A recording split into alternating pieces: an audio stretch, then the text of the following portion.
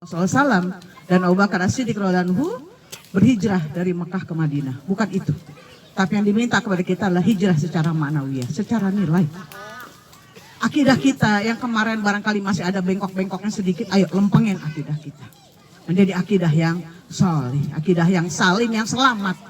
Yang kita tidak menduakan Allah Subhanahu wa ta'ala dalam hal apapun.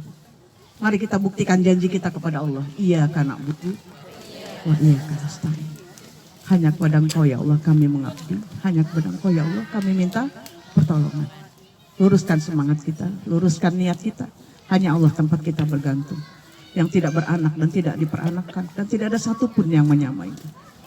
Saat kita sedang susah, gelisah, ada hal yang menyesakkan dada kita, pastikan hanya kepada Allah lah tempat kita bersandar. Hanya tempat pada Allah lah kita minta, ya Allah berikan jalan keluarnya. Hanya kepada Allah kan kita memohon, ya Allah ampuni segala khilaf dan dosa hamba. Begitulah kita meyakini akidah yang lurus adalah akidah yang mentauhidkan Allah Subhanahu wa ta'ala dan tidak ada yang lainnya. Hijrah ini pun mengajarkan kita untuk terus belajar. Karena begitulah ayat yang pertama turun adalah Iqra.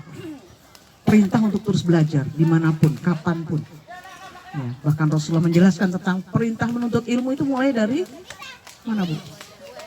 Dari buayan sampai ke tiang lahat. Tapi sebenarnya kemudian ilmu parenting mengajarkan kepada kita belajar bahkan dimulai sejak anak kita dalam kandungan. Belajar bahkan dimulai dari seorang laki-laki mencari siapa yang akan menjadi calon istrinya. Karena istrinya itulah yang akan menjadi madrasah bagi anak-anak mereka kemudian.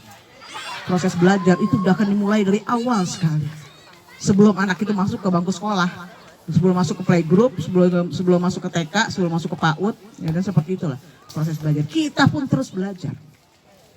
Semakin banyak kita belajar, semakin banyak kita tahu bahwa ilmu yang kita dapati baru sedikit sekali. Ya kan? Ya, semakin kita belajar, semakin kita sadari diri kita bahwa ilmu kita ternyata masih sangat sedikit. Inilah yang kemudian membuat kita semua bersemangat.